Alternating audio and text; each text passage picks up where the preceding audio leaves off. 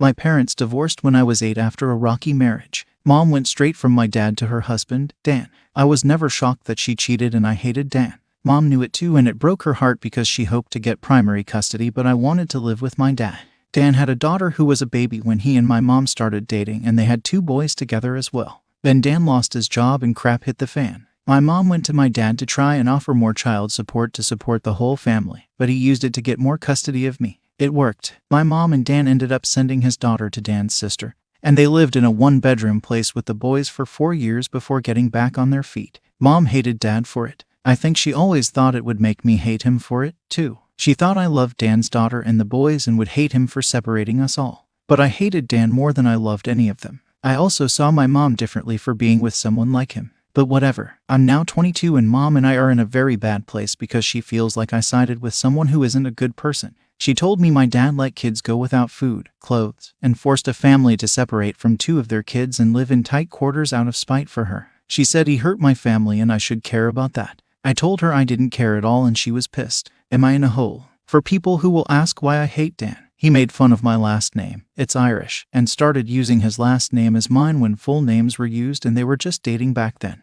Oh, and he hated my first name too. Basically, he said my name didn't make sense. He told me to stop dressing like a boy because I wouldn't wear a dress to his and my mom's wedding. OP parents divorced when OP was 8, and OP mom found a new husband.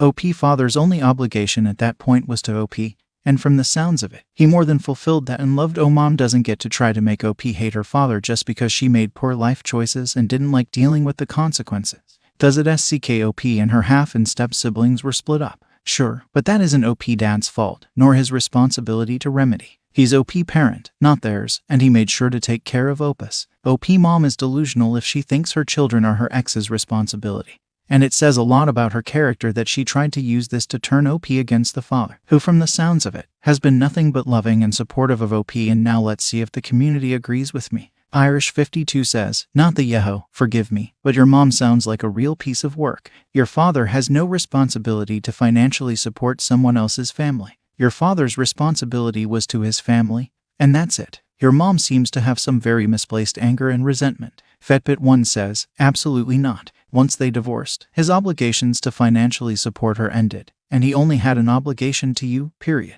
Child support isn't money that is used to support her or other children, but to support you. Their financial situation was entirely on them and no one else. Magical Girl God says, not the eye hole. She chose the man, she chose the consequences. Your father did not let children go hungry. Your mother tried to manipulate your dad, and it didn't work well for her. Now she's trying to manipulate you to dislike him. Also, did she get government help, get a job? Did she actively do things with her aggressive husband to provide for you guys after Dan lost his job? It sounds like she sort of expected your dad to swoop in and save her. And when he didn't, she threw her hands up and went, there's nothing I can do. My ex is letting my children starve. I'd remind her that her husband was incredibly rude to you. Why wouldn't you want to get far away from him? I'm just baffled that because a man had one child with her, your mother assumes he is responsible for every child she pops out, if they're the more successful dad. Just I feel for you having to navigate that mess. Story 2. I, a 16-year-old female, live primarily with my dad. I see my mom one weekend a month. My mom has been married to her husband for 10 years. His daughter is the same age as me. Even though we were raised together, we are not close. And that bad relationship is the reason I no longer spend much time at my mom's. I won't ramble on about it. The story is my mom and her dad thought they were making a solid family unit. I had been an only child for 6 years. She had only just before we all met lost her sister. And then pushing us to be sisters pissed her off. And it was kind of strange to me, because I was very literal as a little kid. Too literal at times, honestly. But the more they pushed, the more she acted out, because obviously she was still grieving pretty hard. Then, it just became a thing of we couldn't stand being around each other. She hated sharing a room with me. I hated having to go to the same school as her. She hated having to attend my birthday celebrations. I hated people acting like we were best friends or sisters for life. We had a pretty nasty fight which led to the change in the parent I spent most of my time with. And I honestly live my life like she's not in mine, ever. So my best friend wanted this Animal Crossing Switch cover and skin thing on Etsy. My mom's stepdaughter wanted a similar one, which I only knew about because my mom was asking her a month ago. I ordered the one my best friend wanted for her birthday Saturday. She was so happy. When we went back to school after spring break, crap hit the fan when my mom's stepdaughter found out that I got my best friend and told my mom, who was crazy over the fact I bought a friend something like that, but not my sister. I told my mom she can see us as sisters all she wants. But it doesn't mean we're ever going to have a relationship like she wants, and she should just let it go at this point. She told me it's crappy to buy something a friend wants but not ever putting effort into what your family wants. I don't even buy her stepdaughter anything, I never have. She can spend her money if she wants, but I would never spend my money on that girl. Am I the keyhole? This is what happens when parents are desperate to make their blended family work. OP mom's stepdaughter was grieving the loss of her actual sister and they tried to replace her with OP, so of course they don't have much of a relationship. The only people in the wrong here are OP mom and stepdad.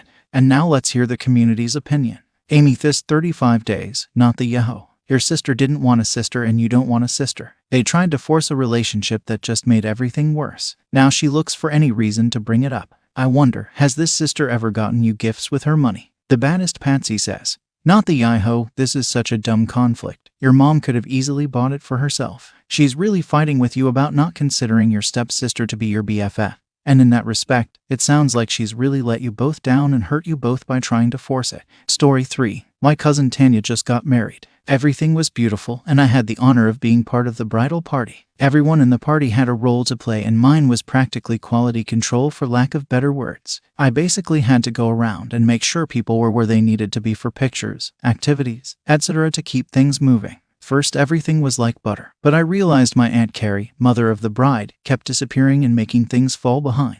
Not too much to deal with in the beginning, but it seemed like as the reception went on, Carrie kept making announcements to literally everyone she passed, and she had to step away for a minute because it was an emotional day. It started to become a scene, as seemingly every 20 minutes or so, you could see her dramatically wiping her face and climbing over people to speed walk out of the hall to let it out. People quickly got annoyed, but didn't say anything.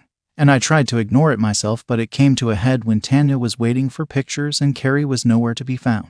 I figured she was having a cry, but after 10 to 15 minutes Tanya got really worried. A few of us went to search and it took us nearly 30 minutes to locate her. By the time I get her back it's been nearly an hour and now things are thrown off. Tanya's tensions were high. On the way back, she kept repeating she's emotional and it's a big day. I told her I know, and for that reason she needs to get it together so things can move along smoothly and make less things for Tanya to worry about, and she can cry her eyes out when she gets home. She got quiet and didn't say anything else to me. We got back, took pictures, and things were good until I noticed yet again Carrie's gone. I asked around and heard she left and was met with a few dirty looks. Soon after, Tanya stormed over in tears and reminded me about forcing her mother to leave and feel in the way.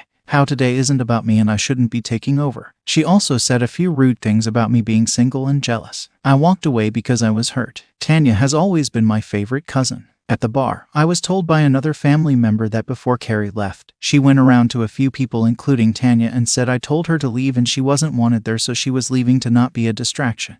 I was livid. I tried texting Kari, but she wouldn't respond and Tanya wouldn't hear my side when I tried to explain. So, I just apologized and left. It's been a few days and I've been getting mean texts from different guests about how I ruined things and I should get my own wedding to control. When Kari finally responded, she just said next time to keep my mouth shut. I'm just really hurt, and now I'm being made to be an evil control freak just because I wanted my aunt to stop making scenes. Should I have just let her be dramatic the whole evening? Am I in a hole? I think OP is not in the wrong here, but she should never have confronted her aunt directly. It would have been best to just be a conduit of information to Tanya. Aunt is the a-hole here. If she really loved her daughter, she wouldn't make a scene every couple of minutes. She's emotional, it's a big day. But that doesn't mean it's okay to cause a scene at your own daughter's wedding and lying about OP, who is just doing what she was asked to do. And now let's hear the community's opinion. Mononoke Girl 529 says, not the a-hole. Your aunt made the wedding about her and for some reason made you some sort of weird scapegoat. I wouldn't be attending any family gatherings again until I got an apology. Leela DFW 155 says, not the a-hole. Carrie had her routine down pat to keep drawing attention to herself. Everyone played along because they were likely to use it. You acted reasonably. However, in a dysfunctional family, healthy boundaries result in escalating and often aggressive behavior. You had no way of knowing in advance that you were dealing with emotionally aggressive people. Now you know. Stay away from all of them. Story 4. Okay, I get helping to pay for some things when you are staying with someone, but I was just blown away when she gave me this rundown list for the things we did. She was my best friend. I had known her since I was 8 and we are now 50. Sure, we've grown apart since then, because now she lives in another country, and I rarely see her. But she kept begging us to come and visit her and her husband. They'd put us up for our entire stay and even offered to throw my husband a 50th birthday party because we'd be there during his birthday. Quite honestly, if I invited someone to stay with me, there's no way I would be asking for any money from them. I can't imagine doing that. I was going to give her some money for things like the room they paid for when we went to another city and stayed over. But there were other things that I was like, wow, really? But she didn't simply ask for some money. She actually gave me an itemized list of what I owed her. Half of everything we did. My best friend, and she listed things down to the dime of what we owed her. Here's the list. $152.10. Stay at a hotel room in another city. Okay, I get this one. $105. Gas, for them driving us around town and out of town during our stay to show us the sights. $90. Birthday food for my husband's birthday party. This one I get as well, I guess. But if you offer to throw a party for someone, you don't usually expect them to pay for half of it.